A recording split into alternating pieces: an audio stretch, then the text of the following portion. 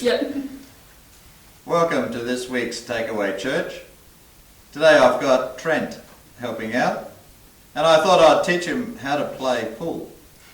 And but before we begin, and I invite Trent to break, it's a reminder we need to have some really important equipment with us. You can't play a pool without a cue, and you can't play a pool without the balls. So we need our equipment. So what do we need, Trent? We'll need a Bible, a notepad or a book, and a pen as well. Thank you, Trent. That's right. So we'll pause the video, give you a chance to grab your pen, grab your paper and your Bible.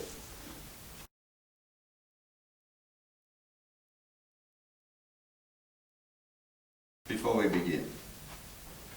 So it's good to have you with us. And today I'm going to start by focusing on the word resurrection. What do you think of when you hear the word resurrection, Trent? Oh, probably something undone or something. Yeah, something undone. Resurrection is an interesting word. Of course, Easter is all about Jesus, and Jesus is what? Resurrected. Yes. So I like the word resurrection. It's all about new life. But resurrection reminds me that it's more than simply being alive. Actually, if you were alive and you had to sit in the same place all day long and you couldn't watch TV and you couldn't play sport, what would you become quickly? Bored and fat. Bored and fat. Would you be having fun? No. Would you be enjoying life? No. Would you call it life? No. Not at all. God brings Jesus and raises him to new life. Life, yes. Not new boredom. New life. So better break, because we're breaking into new life. We'll see the beautiful shot. I think I'll take 2 shots for that one. And while I'm doing that, I'll invite Brock to do our first reading for today. You may want to look it up yourself. We're reading from John chapter 20, and it begins at verse 19. These are the words recorded by the Apostle John in his life story of Jesus. The first words Jesus speaks to his disciples, and interestingly he speaks to them in an atmosphere of fear. They're locked behind closed doors because of fear. So I'll invite Brock to read it for us. So let's listen.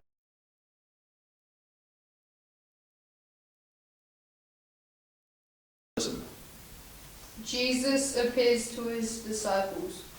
That Sunday evening, the disciples were meeting behind locked doors because they were afraid of the Jewish leaders.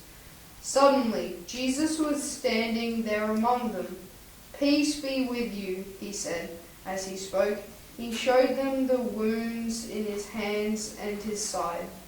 They were filled with joy when they saw the Lord.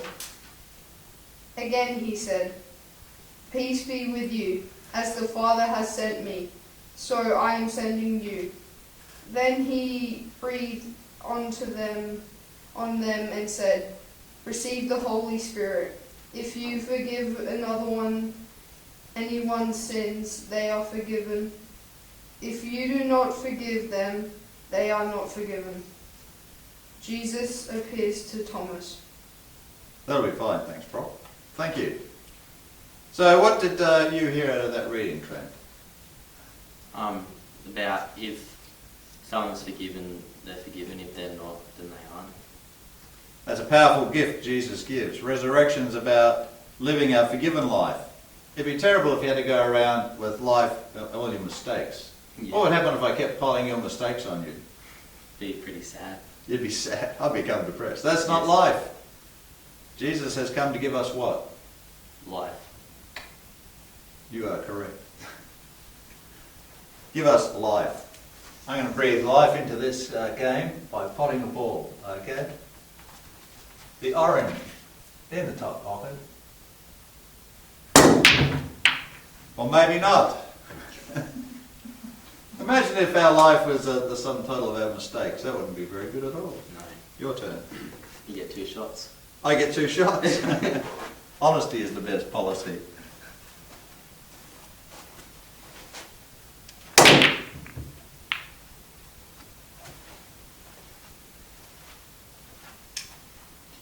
So we're looking at the theme of resurrection. The reading that Brock read for us, the word that jumps out at me is peace. Jesus says to his disciples, "Peace be with you." And the Hebrew understanding of the word peace is fullness of life. Notice Jesus didn't say boredom. He's coming to give you fullness of life. Peace be with you.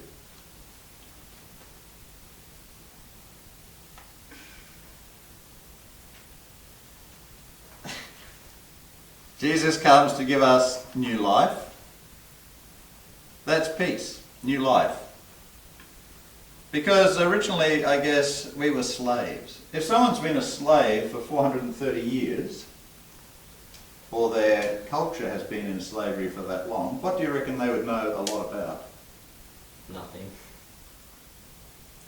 If someone's been in slavery for 430 years, what do you reckon they might know a lot about? Slavery. Slavery. What wouldn't they know much about? Life. Life, freedom. It's interesting, I could set a slave free, but if I don't teach him how to live free, guess what he'll end up doing? He'll probably end up living like a slave. Because he has no idea. Is it your shot? Yes. Beautiful. We just break it. It's a bit like us playing pool. I think we have no idea. To learn how to play pool really well, it would be good to have someone who was good at it, wouldn't it? Then we could learn from them. If you want to live free, it would be handy to know someone who's free. Who's the freest person in the world? Maybe that's something you could think about. If you were asked who's the freest person in the world, just pause your video and talk about why you think they're free. What makes them free? Who do you think is the freest person in the world?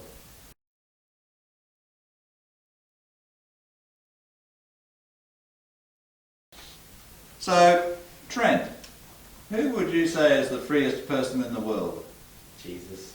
Jesus, the perfect example of freedom.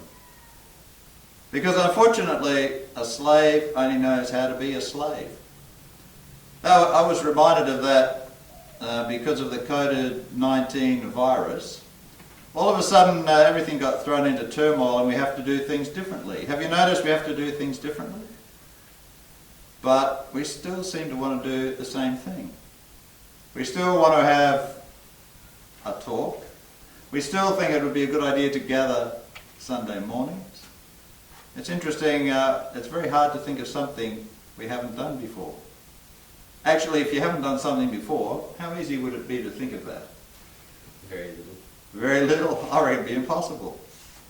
You need somebody to come and show you what to do. Because a slave will always live as a slave.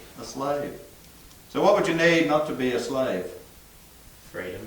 Freedom, and Someone then else to come in. someone who's free to Yes. come and teach you to live free. And guess what? I know somebody who's free.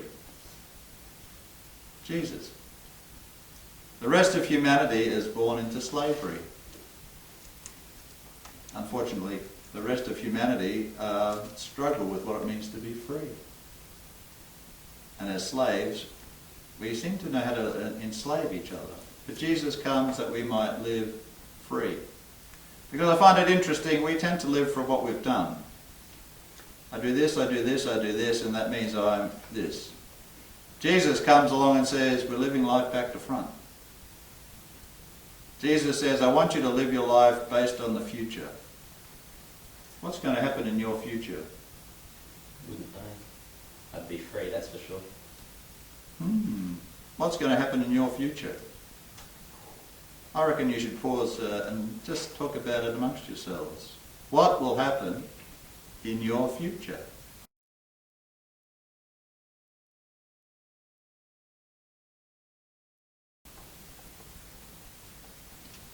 Welcome back. I'm going to get Brock again to read a little bit out of, again, the writer John, out of the book of Revelation.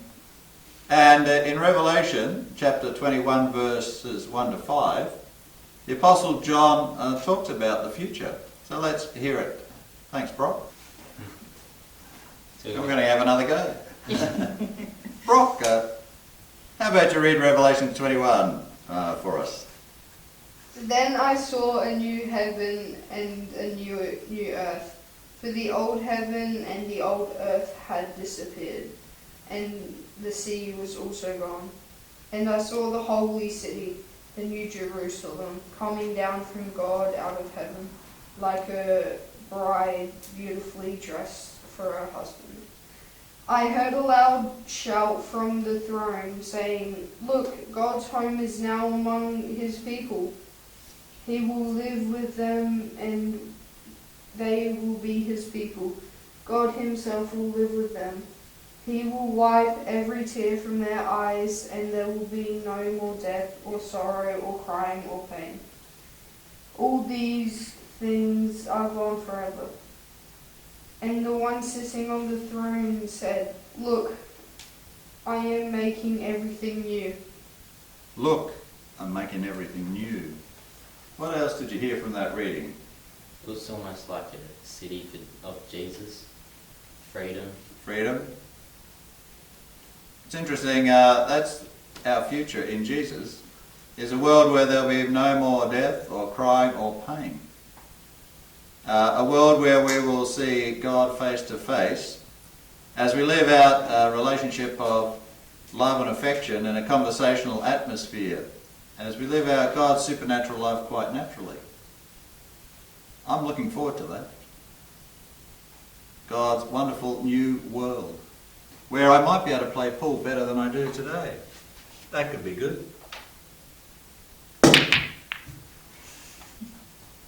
You missed it again. Your shot.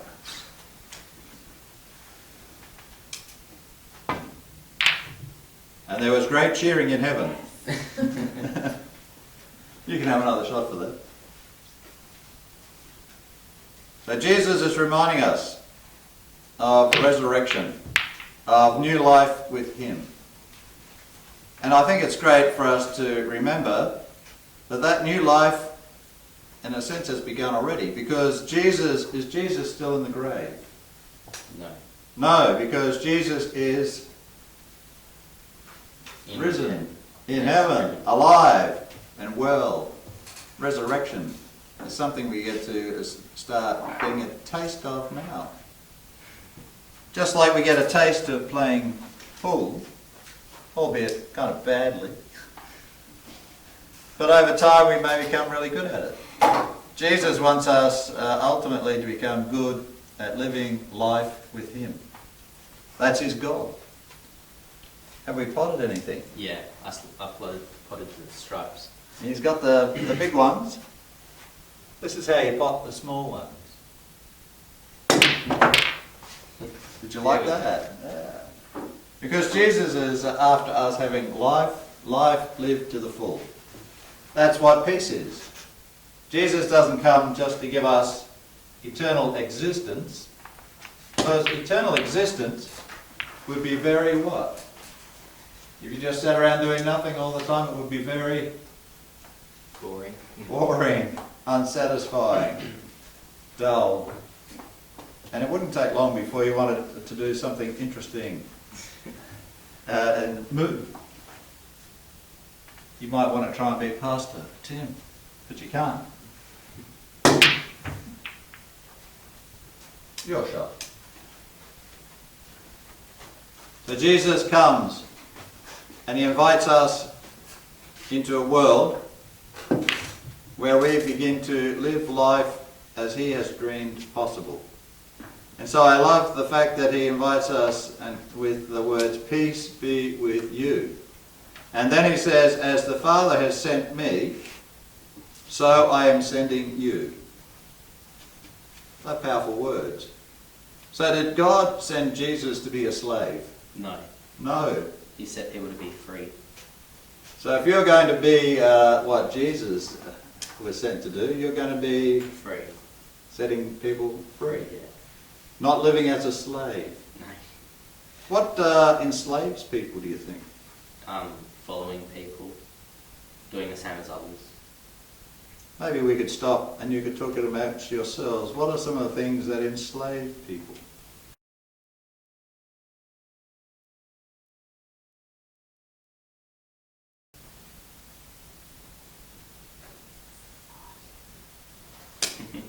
Welcome back. I'm going to let Trent have another shot because he got one in. What enslaves people would be envy, greed, anxiety, at the present time, fear. Have you noticed how fear seems to be controlling people?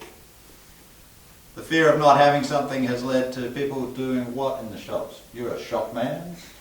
What do they do? Buying toilet paper, hand sanitizer, and pretty much everything else they can get on. More than they need, isn't it? Yeah, pretty much. Fear generates a slave mentality because they're scared. Another thing that people are look to save themselves is money. We look to for different things to save us, but money doesn't give us life. What gives us life? Jesus. Very good. Because Jesus is what? Free. Free. Jesus knows how to live life to the full. He's the man to follow. Oh, so close. So I invite you to take time now to pray. Pray to the one who's free. I ask you to stop and pray, thanking God for what He's done for you, thanking God for Jesus' resurrection, thanking God for the hope He's given you, and that you have a future you can live from, that you can live into.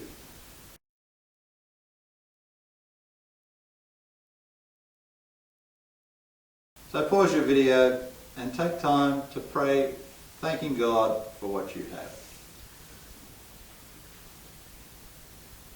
I'm going to welcome back. I'm going to let Brock. No, I'm not. Welcome back. I'm going to let Trent see if he can pot another ball. Living his wildest dreams. The second prayer I'd like you to do is to stop and invite Jesus to talk with you. Because Jesus is what? Free. Free. You want to be free, you need to talk to somebody who's... Free. And I only know one person who knows what freedom's all about. It's not me. Unfortunately, it's not Brock, even though he's got his hands up. It's Jesus. Jesus. So it'd be hopeless if I couldn't talk to him, but I can. You can. So I invite you to take time to stop and ask Jesus to talk to you about what he would love you to hear from him, how to live free. So pause your video and spend time talking to Jesus, inviting him to speak with you about the freedom he wants you to have.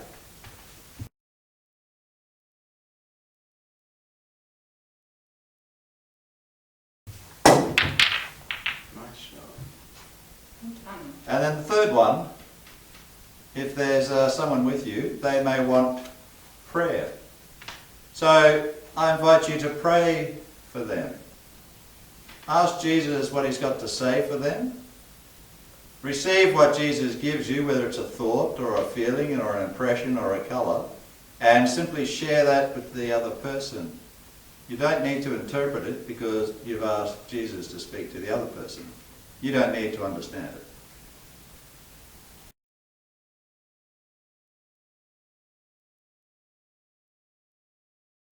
Because Jesus comes so we can live in an intimate, close relationship with him. Do you reckon that's a good deal? I reckon it is. Do you reckon that sounds like freedom? Yeah. That also sounds like our future. Hopefully. That we've begun to live a little bit now. So I pray you have a blessed Easter time and focus on that wonderful word, resurrection.